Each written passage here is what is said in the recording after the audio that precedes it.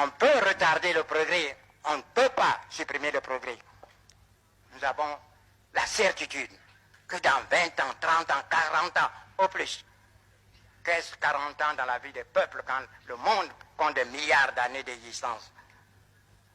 Nous aurons des hommes capables de transformer nos matières premières. Quand nous aurons à discuter en ce temps-là, quand ils auront à discuter en ce temps-là du coût de l'acier, non pas de minerai de fer, bien alors, il y aura un langage qui sera compris, le langage de l'intérêt commun. Il va de la survie de l'Europe et de la vie de l'Afrique. Il y a une nuance. Je continue à me battre pour faire comprendre à nos partenaires européens que la lutte finale, si la lutte doit être finale, ce ne serait pas avec des fusées. Ce serait sur le plan essentiellement économique. Et l'Europe n'a pas de matières premières. Les Américains en ont, mais pas en quantité suffisante pour en céder à leurs frères et leurs alliés européens. L'Asie, la question n'intéresse pas, je ne vais pas rentrer dans certains secrets, dans certaines confidences. Mais l'Asie, même si elle avait des matières premières, la population est telle qu'elle ne pourrait pas, l'Asie ne pourrait pas couvrir ses propres besoins. L'Amérique latine, c'est la situation qui prévaut depuis des siècles dans cette partie de l'Amérique. Victime aussi de l'exploitation de mêmes groupes économiques financiers puissants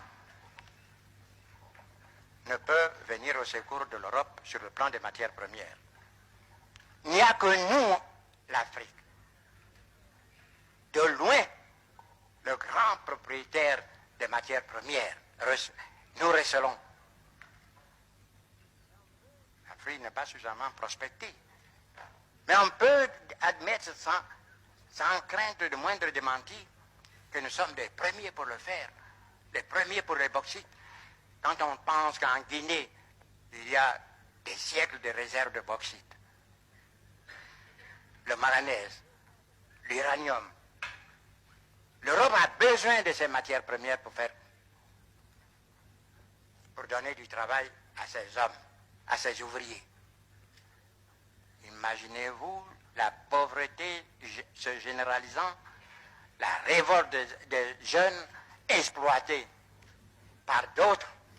Permettez-moi de ne pas aller loin dans ma pensée. Et si ces matières premières ne parvenaient pas un jour à l'Europe, voyez, notre ami